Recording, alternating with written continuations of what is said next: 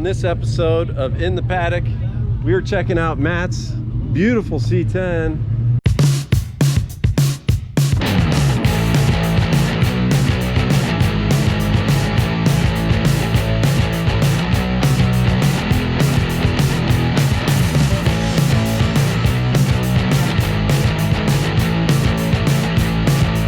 I saw this at Optima Willow Springs Raceway, caught my eye. I think I passed you and said, hey, I love your truck. I love your truck. Thank you. It's awesome.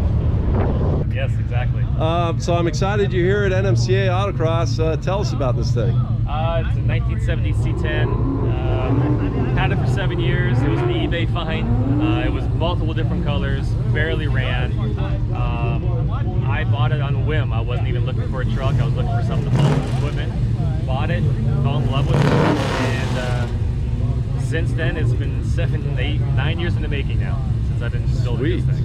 And now, when you bought it on day one, did you think I'm going to take it autocrossing? It was literally a project and just a cruiser. I meant it just at the time. I was had an entertainment company, so I had like equipment gear in the back, and just I didn't care about it. Right. And this was black, this was blue, that was purple. I mean, it was all kinds of different colors, but it was all original. That's what I liked about it. It's an original short bed. Then I got the bug. I wanted to lower it, so I put air ride in it, and it was just literally a 350, 3-speed cruising in the city. Put it on a freeway, it would shake, it would rattle. It was horrible, absolutely horrible. And then one day, a buddy's friend, his son was in a high school. He needed a project to paint for his auto shop. Okay. He asked me to paint the truck. I'm like, you can't make it. You can't make it any worse. So yeah, go for it. I bought the paint. To this day, dude, it looks good. A high school kid for some high school kid's first real paint job. First real paint job. Yeah, there's Bondo in it, but it's what it is. Right. It's still lasting to this day. Now, what gave you the autocross or gave you the bug to try Optima? Going to a Good Guys event. I was just hanging out, and someone said, why don't you go try it over there? I'm like, all right. Mind you, it had 20s on it, it had the skinny rubber band tires on it, it had air ride, just a couple bolt-ons. The second I went on there, I got hooked. I was like, oh, okay, what can I do to make it better? And slowly I did this and this until finally, a year and a half ago, I just said, I'm going full on with it. Okay. So I literally gutted it down to the bare frame again and built it up with specific parts just to go autocross and road racing. And so you're telling me you did a different front clip. What do you got up front? So the front clip is Scott's Hotrods. Okay. It's been modified a little bit. It's got a custom spline sway bar that I designed for it. Super 1 3/4 inch beefy sway bar. Yeah, it is. Custom upper A-arm so I can get enough caster and camber out of it. Scott's actually custom made that for me. Nice. The rest of it's all bolt-on though. RideTech shots, triple adjustables all the way around. And so it's still factory frame rails. It's like the K member. So the whole premise swapped over. Yeah, the whole premise on this truck was I did not want a full-on chassis. I wanted to prove that I can at least keep up with the people that have chassis on a full-frame, original 1970 frame truck. There I am now. So Scott's up front. What'd you do to the rear? So the rear is my own design that I did. It's still trailing arms, but which this is a cool panel. Did you fab that yourself? So this was fabbed by my boy. His name, you can find him on Instagram, Rat Rod Jeff. Okay. He builds a lot of rat rods. Really amazing guy doing some amazing metal work. I mean, you got to check him out. He's amazing at what he can do. He's a genius. He loves his rat rods and builds everything out of metal. He does it all out of his 2-car garage. Oh, out of his 2-car. Yeah, he doesn't have a real shot. It's out of his garage. So all this is, what I wanted to do is make sure all this was removable. 3 pins, the whole thing can come off, or or it just flips up after you take the one. Yes. Okay. Cool. So it's been C-notched, so I can have 6 inches of clearance and travel in the back. These trucks are really light, so in order to get it to hook, I needed a lot of the travel to keep the rear end planted. Right. Versus a lot of people think, oh, stiff is going to work on a truck. It won't go anywhere. So this has a cambered rear end, so I actually have camber 1.5 degrees rear end like a NASCAR. Wow. It's 1.5 degrees with 16-inch toe static on it. Now whose housing or floater do you have? This is all Strange Engineering. Strange. So it's a complete Strange Engineering. full floating axle with cambered ends on it. Okay. Cambered hubs. And so those, it's still trailing arm, truck arm, but those are not OEM arms, right? Those are not OEM. Those are actually early Classic Industries, I believe it was. Okay. That I had, and they've been working great. They were nice and beefy, and decided to leave them. They've been working perfect. Sweet. How much does this thing weigh? You know? I have yet to put it on the scales. I'm afraid so you haven't even corner balanced it or anything? It's not corner balanced. Okay. This is literally, it's been finished 2 weeks before Optima, and the day before it was causing problems. We were still working on it before I put it on the trailer. Optima was untested. This whole year is going to be tested too. Me learning this truck. And that takes time. That's what people don't understand. You can put 6 figures into building a car, and it can still take a lot of time and effort to set it up to handle right. The funny thing is, yesterday, after all the racing was done, David Carroll took my truck out for like a victory 2 laps and showed me up on my own truck. Showed me what the damn thing can do, and it was the fastest truck out there at the time, even though it wasn't recorded.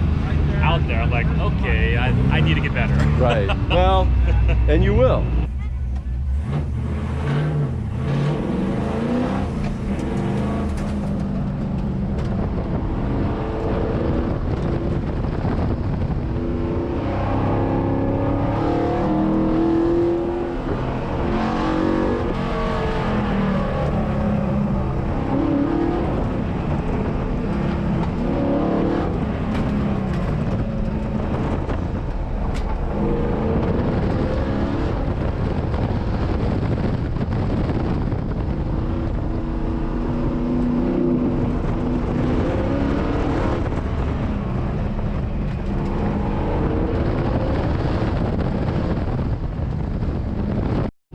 All right, what's this tank back here?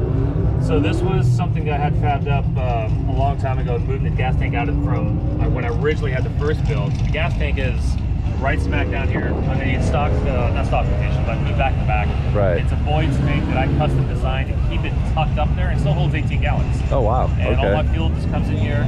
So that's like a surge tank? No, this is the actual fill. Oh, that's just for the filler. That's just for the fill, yeah. Well, that's a trick. I like it. Nice and hidden, so you really can't see it. And then that's the breather for it. Too much fabrication for the breather. All plumbed directly straight into it. All right, so we didn't talk about the engine. What's powering this thing? So this engine I built in the garage. It's basically a Junkyard 6.0 truck engine. Okay. It's believe it or not, it's actually the stock block. I had untouched. I had nothing done to it. It had 111,000 miles when I pulled it out of the junkyard. Okay. Still the stock block. It has L92 heads on it with just basic trunnion, push rods, and valve train. And then it's fuel injected by Fast. Okay. So it is fuel injected, and it's one of the first fuel injections they made back 6 years ago when there wasn't kits for everything. And vintage air. Dynoed, about 550 horsepower. Crank or wheel? Yeah, okay. the wheel was 410. Okay. Now I couldn't help but notice these header flanges. What's going on there? The headers are actually Ultimate Headers. Okay. A company called Ultimate Headers. Beautiful pieces. They fit amazing. They don't leak. And they fit perfect for this truck. I mean, absolutely perfect. They make them now for the truck. At the time, they weren't specifically designed for it. Beautiful pieces. Okay. Absolutely beautiful pieces. And we also didn't talk about wheels and tires, so I recognize these ET Team 3 wheels. Exactly, Scott over there. What size are they though? So they are 18 by 12 squared. Oh wow. 335 squared all the way around. 335 so I can squared. Rotate the tires anytime I want. Yeah, they look big, dude. You know, when you don't have the inner fenders, it really shows off that 335 and just how monstrous it is. And there's no rubbing, no touching. They fit in there beautifully. And Wilwood brakes, right? Front Wilwood rear, brakes, all the way around. Yep. All right.